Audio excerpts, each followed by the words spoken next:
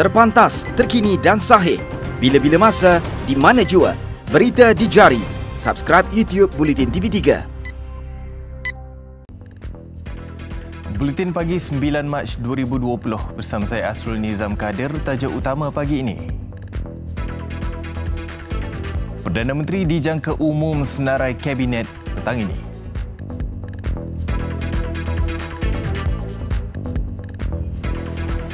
Kaki tangan Maybank disahkan positif COVID-19.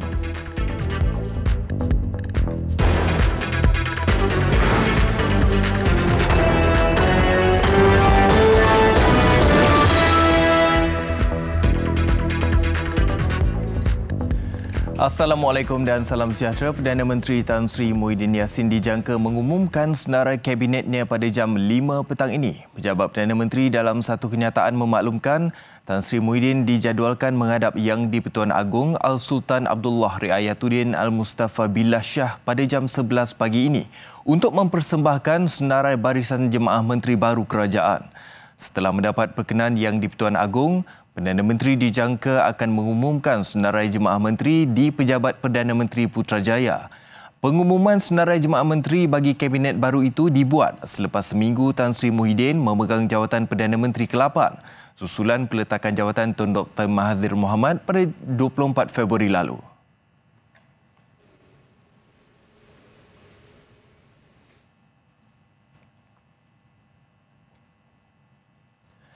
Mufti Perlis Datuk Dr. Muhammad Asri Zainul Abidin memaklumkan bahawa Perdana Menteri Tan Sri Muhyiddin Yassin menyerahkan senarai anggota kabinet untuk Tapisan Polis Diraja Malaysia PDRM dan Suruhanjaya Pencegahan Rasuah Malaysia SPRM. Berkongsi intipati perbualan di kediaman Perdana Menteri itu, Dr. Muhammad Asri berkata, setiap calon menteri yang akan menganggotai kabinet Tan Sri Muhyiddin terdiri daripada individu yang tidak menipu dan perlu menyatakan sijil pendidikan sebenar yang diperolehi selain bersih daripada sebarang kegiatan rasuah. Barisan Menteri Kabinet yang akan dilantik oleh Tan Sri Muhyiddin perlu melepasi tapisan SPRM dan PDRM. Perdana Menteri akan mengumumkan senarai Menteri Kabinet petang ini.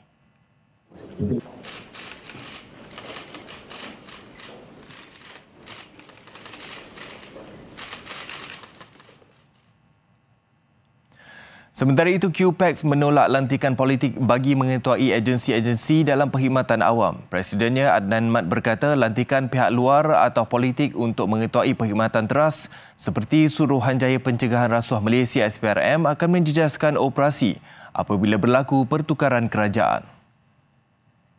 Memang ada lantikan politik yang dikhususkan untuk dilantik oleh ahli politik, khususnya mereka sebagai SUSK, Setiausaha Akhbar dan sebagainya. Tetapi bagi perkhidmatan awam, lantikan politik ini tidak sesuai. Ini kerana lantikan mereka itu dan kemudian apabila menteri-menteri ataupun di peringkat kabinet mereka ini terbubar dan akhirnya mereka juga akan terbubar bersekali. Ini boleh menjejaskan perkhidmatan awam dari segi prinsip dan juga dari segi hala tuju yang akan dibawa berikutnya. Namun tambahnya, kaki tangan awam diminta meneruskan khidmat seperti biasa dan sentiasa tenang tanpa terpengaruh dengan situasi politik semasa, termasuk ketika ketiadaan ahli kabinet dalam kerajaan. Sebaliknya, kaki tangan awam perlu fokus memantapkan tahap profesional, meningkatkan produktiviti dan mengukuhkan integriti dalam menjalankan tugas yang dipertanggungjawabkan demi kesejahteraan rakyat serta pembangunan negara. Ini secara tidak langsung membantu anggota perkhidmatan awam yang cemerlang dan berwibawa.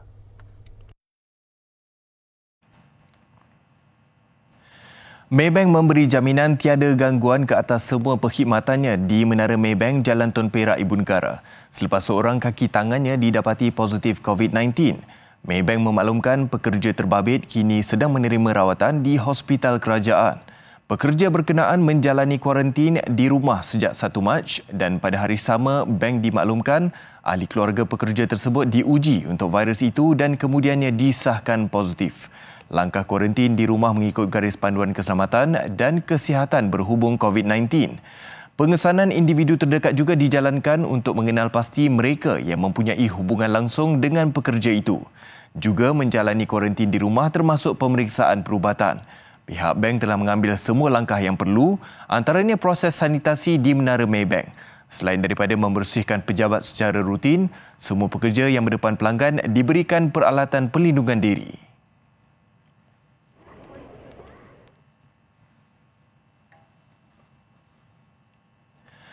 Persatuan Ejen-Ejen Pelancongan dan Pengembaraan Malaysia MATA meminta pembekal perkhidmatan pelancongan terutamanya syarikat penerbangan dan hotel mengenepikan caj pembatalan biasa. Ia bagi mengelakkan ejen pelancongan mengalami kerugian berganda berikutan pembatalan atau menunda percutian akibat COVID-19. Presidennya Datuk Tan Kok Leang dalam satu kenyataan berkata, pembatalan yang berlaku baru-baru ini menyebabkan operator pelancongan menanggung kerugian yang dianggarkan berjumlah RM500 juta. Kerugian terbabit telah dikutip daripada pelanggan untuk pakej pelancongan selepas bulan Februari. MATA menerima aduan daripada ejen pelancongan berikutan amalan tidak sama oleh syarikat penerbangan yang tidak adil kepada ejen pelancongan. Malah, ia juga mengelirukan orang ramai dengan menawarkan bayaran balik secara penuh atau sebahagian kepada penumpang yang menumpah secara terus dengan mereka, tetapi tidak kepada ejen pelancongan yang telah membuat tempahan berkumpulan. Selain itu, syarikat penerbangan dan hotel tidak memberikan bayaran balik bagi pembatalan tempahan dan bayaran balik jika ada, mungkin diberikan dalam bentuk kredit. Hal ini memerlukan pelanggan menempah tiket penerbangan atau bilik hotel dalam tempoh masa yang ditentukan oleh syarikat penerbangan dan hotel berkenaan.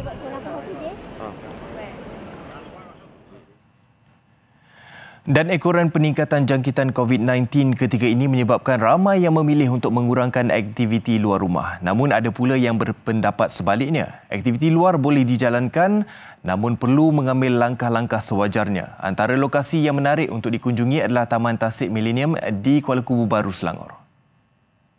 Setelah dibangunkan dan diberi nafas baru, Taman Tasik Millennium dengan kehijauan alam semula jadi ini sesuai untuk dijadikan ruang dinamik bagi menggalakkan interaksi sosial.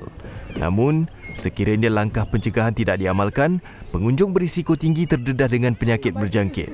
Antara jangkitan yang mudah tersebar adalah influenza dan COVID-19. Dalam memastikan kesihatan terjamin, pengunjung disarankan untuk sentiasa berwaspada semasa melakukan sebarang aktiviti luar. Rasanya kat Malaysia okey lagi lah. So bagi kita langkah pencegahan ialah selalu cuci tangan lah, jaga kebersihan. Lepas tu kalau dalam area yang indoor, rasa kita pakai mask lah. Kalau macam outdoor macam ni rasanya okey lagi kot.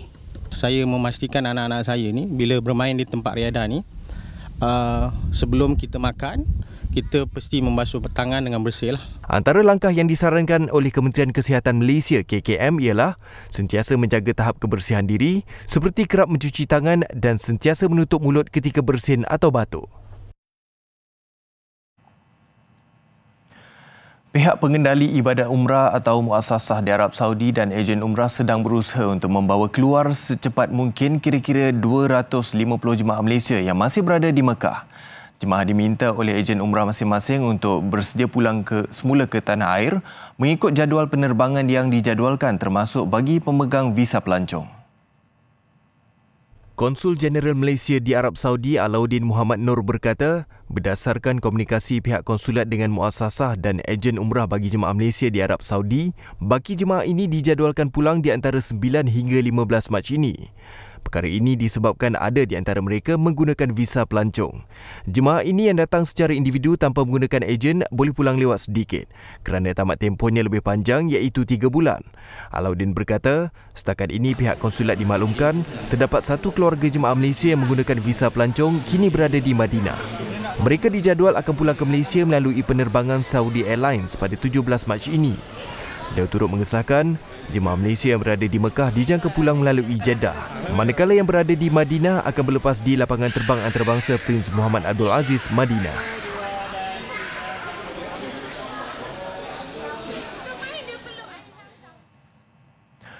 Seterusnya, hasrat seorang lelaki untuk memancing ikan terbantut apabila menemukan mayat seorang lelaki dalam keadaan terapung.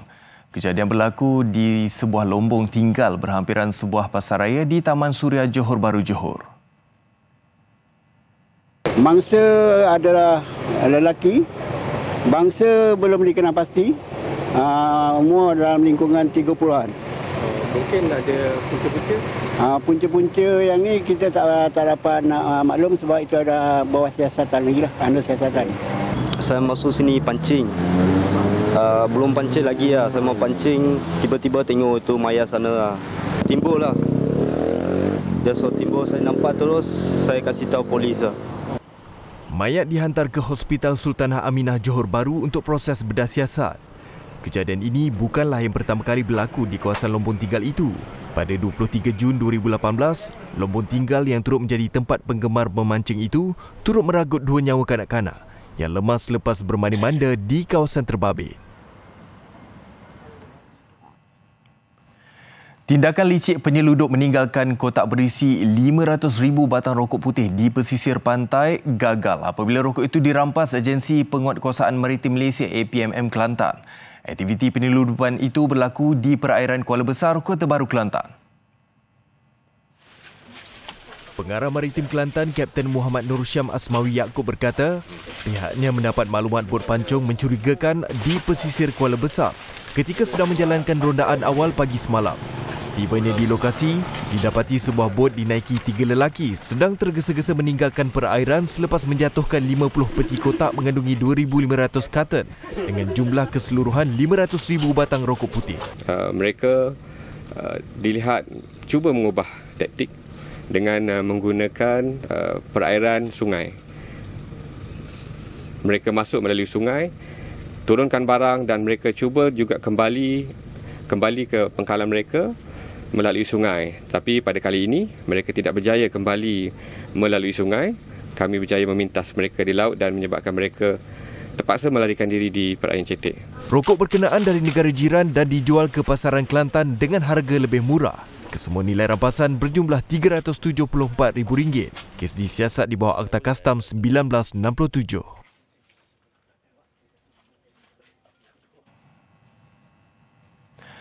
Panik dan bimbang dicekup, seorang lelaki dipercayai tokan dadah bertindak agresif dengan memecut kereta hingga nyaris merempuh pegawai dan anggota polis yang menghampirinya untuk pemeriksaan.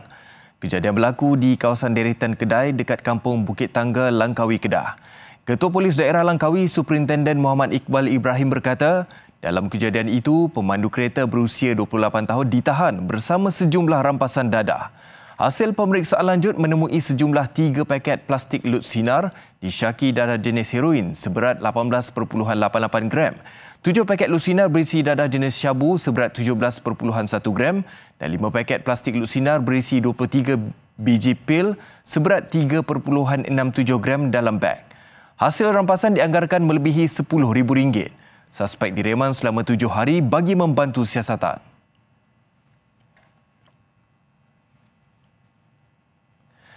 Rakyat Malaysia digesa memainkan peranan lebih efektif dalam aktiviti pencegahan jenayah dalam kalangan masyarakat. Naib Presiden Kanan Yayasan Pencegahan Jenayah Malaysia MCPF Tan Sri Lilamtai berkata, penyertaan aktif dapat memupuk budaya mencegah jenayah selain mendidik orang ramai untuk tidak mengambil mudah soal keselamatan negara. Dalam kenyataannya, Tan Sri Lee tidak menafikan sememangnya polis memikul tanggungjawab utama. Namun penglibatan masyarakat dan segmen lain masyarakat sivil membentuk bahagian penting dan kritikal dalam keberkesanan pencegahan jenayah. Tambahnya, pencegahan jenayah yang efektif memberikan manfaat jangka panjang dari segi mengurangkan kos berkaitan sistem keadilan jenayah serta kos lain. Orang ramai juga perlu memupuk sikap sifar toleransi terhadap jenayah yang akan terus berlaku selagi puncanya wujud dan orang mempunyai kecenderungan melakukan jenayah.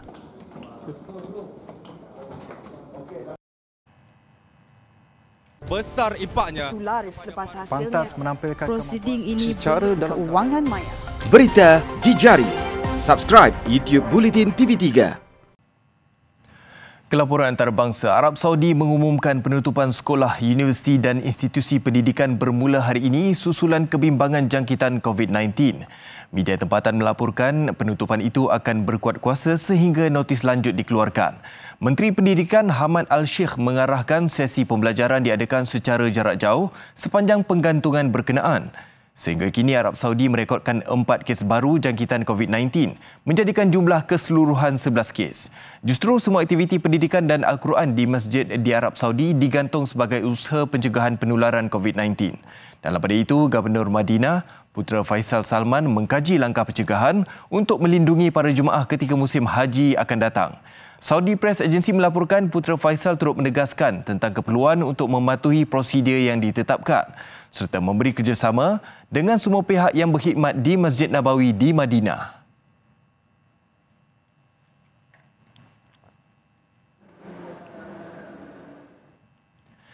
Kementerian Kesihatan Singapura mengesahkan 12 kes baru jangkitan COVID-19 dengan 1 kes dari luar Republik itu membabitkan seorang warga Indonesia. Lelaki warga Indonesia berusia 64 tahun itu tiba di Singapura pada 7 Mac lalu dan disahkan mempunyai jangkitan COVID-19 semalam. 9 lagi kes adalah sebahagian daripada kluster termasuk melibatkan majlis makan malam persendirian di Safra Jurong pada 15 Februari lalu. Satu daripada kes itu melibatkan seorang lelaki berusia 42 tahun yang merupakan penduduk tetap Singapura yang berada di Thailand pada 4 hingga 6 Mac. Sehingga kini, 90 kes telah pulih sepenuhnya daripada jangkitan COVID-19 dan dibenarkan keluar hospital. Besar impaknya. Selepas hasilnya, pantas menampilkan prosiding ini secara dalam keuangan maya. Berita di jari. Subscribe YouTube Bulletin TV3. Kelaporan sukan, legenda bola sepak negara Salih Ibrahim menghembuskan nafas terakhir di rumahnya di Pekalan Cepa, Kelantan pada jam 12.30 tengah hari semalam. Allahyarham yang cukup dikenali ketika menjaringkan gol kedua negara ketika Malaysia menentang Amerika Syarikat di Sukan Olimpik Munich 1972 meninggal dunia selepas seminggu dimasukkan ke Hospital Raja Perempuan Zainab II akibat bengkak paru-paru.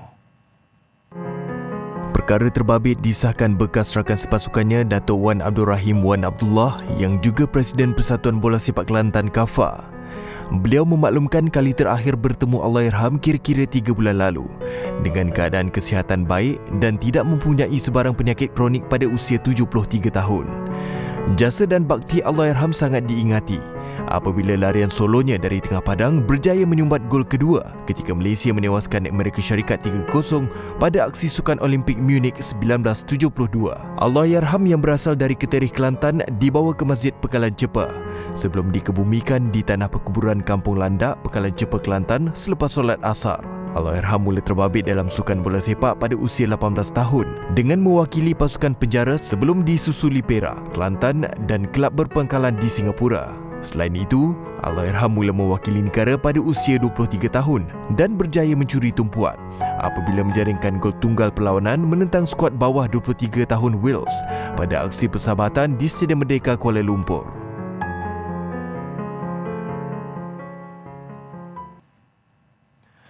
Pasukan gergasi Liga Perdana Inggeris Manchester United naik 1 anak tangga ke posisi kelima Liga. Ia selepas cemerlang menewaskan musuh setempat Manchester City menerusi kemenangan bergaya 2-0 di Old Trafford. Sekaligus menang kedua-dua perlawanan buat kali pertama dalam tempoh 10 tahun ke atas jiran tetangga itu dalam saingan Liga. United membuka tirai jaringan menerusi Anthony Martial yang menerima hantaran cantik daripada sepakan percuma Bruno Fernandes pada minit ke-30. Pelawat berpeluang menyamakan kedudukan selepas itu, namun jaringan sejauh Aguero dibatalkan kerana offside di babak kedua.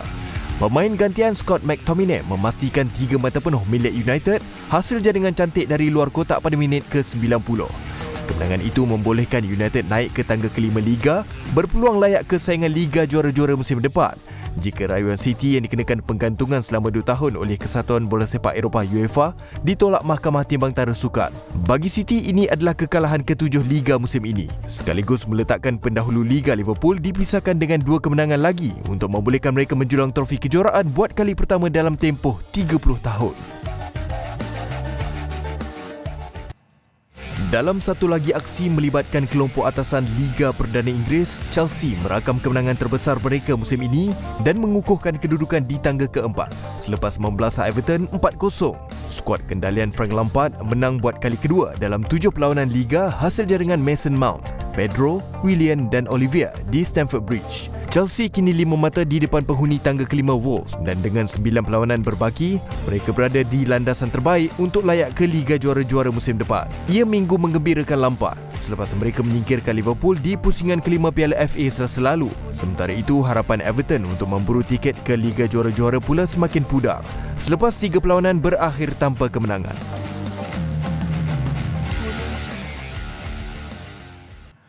Dengan itu, sekian paparan Buletin Pagi. Terus ikuti platform digital dan media sosial Buletin TV3 untuk pelbagai perkembangan berita terkini. Saya Asrul Nizam Kadir. Salam hormat dan Assalamualaikum.